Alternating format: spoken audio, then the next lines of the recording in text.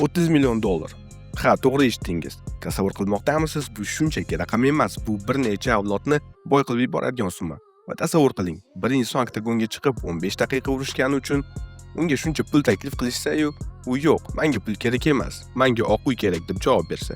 Bu fantastik film emas. Bu Jon Bones Jonsni bugungi kundagi realligi. Nega u Dana White'ga tinimsiz SMS yozib uzr so'ramoqda?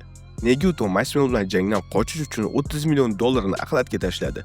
Bugun biz MMA olamidagi eng g'alati, eng dramatik va eng qimmat jangni inkor qilishni tahlil qilib chiqamiz. Tayyor turing. Tayyor bo'lsangiz men boshladim. Dahshat armiyasi bu juda ham qiziqarli bo'ladi.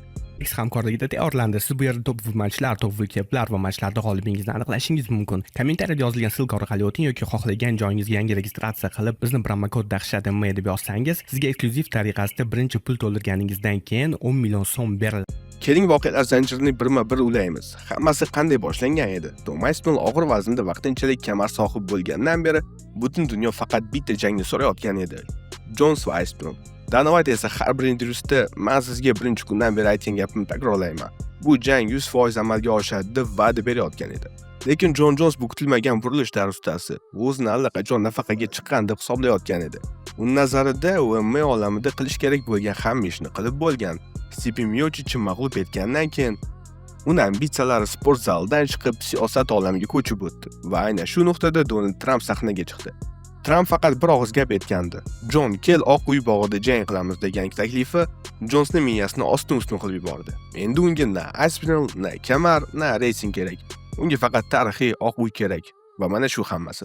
Lekin hamma narsa Jons o'ylagandek silliq emas. Dana White bilan munosabatlar yana taranglashdi. Yaqinda Dana White hamma kutgan sirlardan birini bizga ochdi. Ma'lum bo'lishicha, Jon Jones Dana bilan yuzma-yuz gaplashishga botina olmay, unga tinmay SMS yozayotgan ekan.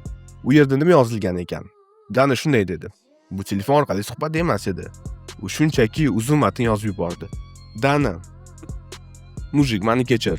Hammasi bunday bo'lib ketadi deb o'ylamagandim va bu nafsitaman deb yozgan. O'ylab ko'ring, dunyoning eng xavfli odami, oktagonda hech kimdan kechirim so'ramagan Bones UFC rahbariga yalinib uzr so'ramoqda. Nega? Chunki o'zini Oq uy haqidagi orzulari bilan UFC'ning biznes rejalarini rasvo qilib tashladi. Dana White esa bu SMS'dan keyin ham o'z fikrida qoldi. Jonsga ishonch yo'q. U har qanday lahzada jangdan voz kechishi, janjal chiqarishi yoki doping bilan tushib qolishi mumkinligini Dana juda ham yaxshi biladi. Endi asosiy nuqtaga keldik. Pul masalasi. MMA olamida $30 million kosmik summa. Habib Nurmagomedov yoki Conor McGregor ham har doim ham bunday kafolatlangan gonorarni ko'ravermaydi. Lekin insiderlar va Jonsning yaqinlari tasdiqlashicha, Jon Jones aynan Tom Masvidal bilan jang uchun taklif qilingan $30 million rad etgan. Uning argumenti juda ham g'alati.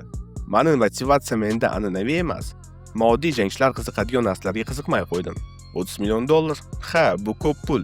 Lekin bu meni hayotiy ro'yxatimdan, ya'ni o'limdan oldin qilinishi kerak bo'lgan ishlar ro'yxati tuzib olishadi. Amerikaliklar shu haqda gapirmoqda. Bunday narsa yo'q. Men ro'yxatimda Oq uyda jang qilish turibdi. Jons o'zini shunchalik yuqori qo'ymoqdaki, u endi o'zini sportchi emas, balki tarixiy shaxs deb biladi. Masvidal bilan jangni shunchaki xavf deb hisoblaydi. Agar Masvidalga yutqizib qo'ysa, uni Oq uydagi orzulari faqatgina kul bo'ladi. Shuning uchun $30 million emas, balki o'zining mag'lubiyatsiz imijini saqlab qolishni tanladi. Lekin tomoshabinlar buni qanday qabul qiladilar? Sen shunchaki qo'rqmoqdamisan? Hozir butun internet shu gap bilan to'lib toshgan. Hozirda u Daniel Cormier bilan birga qandaydir maxfiy reality show suratga olish bilan band. Lekin Dana White bu loyihaga shubha bilan qaramoqda. U Complex News'ga bergan intervyusida shunday deb aytdi. Jons Oq uyda jang qilishi, men bunga 1 milliardga 1 imkoniyat beraman. Men bu yigitga ishonmayman. Tasavvur qiling, butun dunyo nigohi Oq uyda, AQSh prezidenti o'sha yerda. Biz turnirni boshlashimiz kerak. Jons esa mehmonxonada qandaydir ahmoqona ish qilib o'tiribdi va jangga chiqa olmayman deb gapirayotgan bo'lsa, men bunday tavakkalga umuman bormayman. Demak, bizda vaziyat quyidagicha. Jons Oq uyni orzu qilmoqda, Dana esa Jonsning xarakteridan qo'rqmoqda. Bu ikki gigant o'rtasidagi kelishmovchilik sport tarixidagi eng katta tupiklardan biri bo'lib qolmoqda. Lekin kutilmaganda o'yinga boshqa bir monster qo'shildi. Alex Patan Pereira, braziliyalik haqiqiy tosh yoki bilmadim uni nima desa bo'ladi. 2025-yil dekabr oyida Braziliya telekanallaridan birida boshqachasiga aytdi. Men og'ir vaznga o'tish bo'yicha muzokaralar olib bormoqdaman. Maqsadim 3-vazn toifasida chempion bo'lish. Jon Jonsmi yoki boshqasimi, menga farqi yo'q. Men og'ir vazn kamarini olaman. Bu xabar Jons uchun ayni muddao bo'ldi. Aspinalldan qochish uchun Pererani ideal raqib deb e'lon qildi. Nega? Chunki Perera bu hype. Perera bu kassa deb o'ylamoqda. Jons shunday deb aytdi. Perera men bilan urushmoqchi, lekin Dana bunga ruxsat bermayapti deb o'ylayman. Dana nima xohlashini ko'ramiz. Hammasini endilikda vaqt ko'rsatadi. Aslida Jons o'z aybini Danaga ag'darmoqda. U Aspinall bilan 30 million dollarga urushni xohlamadi, lekin Perera bilan oq uyda urushga tayyor. Nega? Chunki Pererani kurashda osongina yengishga ishonadi. Aspinall esa u uchun haqiqiy jumboq bo'ladi. Xo'sh, dahshat armiyasi. 2026-yilga keldik va biz nimalarni ko'rmoqdamiz? Janglarni emas, sahna ortidagi o'yinlarni muhokama qilmoqdamiz. Jon Jons o'z faoliyatining eng xatarli o'yinini o'ynamoqda. 30 million dollarni rad etib, barcha tuxumlarni bir savatga, oq uy savatga soldi. Agar Dana White unga bu imkoniyatni bermasa, Jons tarixdagi eng katta imkoniyatni qo'ldan boy bergan qo'rqoq va mag'rur jangchi bo'lib, xotiralarda qolib ketadi. Agar Dana rozi bo'lsa, bu holda biz sport va siyosat aralashgan eng dahshatli shouni guvohi bo'lamiz. Nima deb o'ylaysiz? Jon Jons haqiqatan ham Aspinalldan qo'rqadimi? Yoki u haqiqatan ham puldan ustun bo'lgan buyuklikni qidirmoqdami?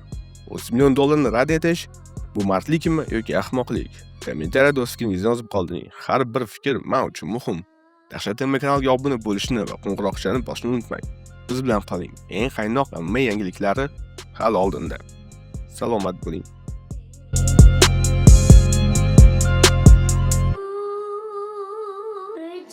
Flag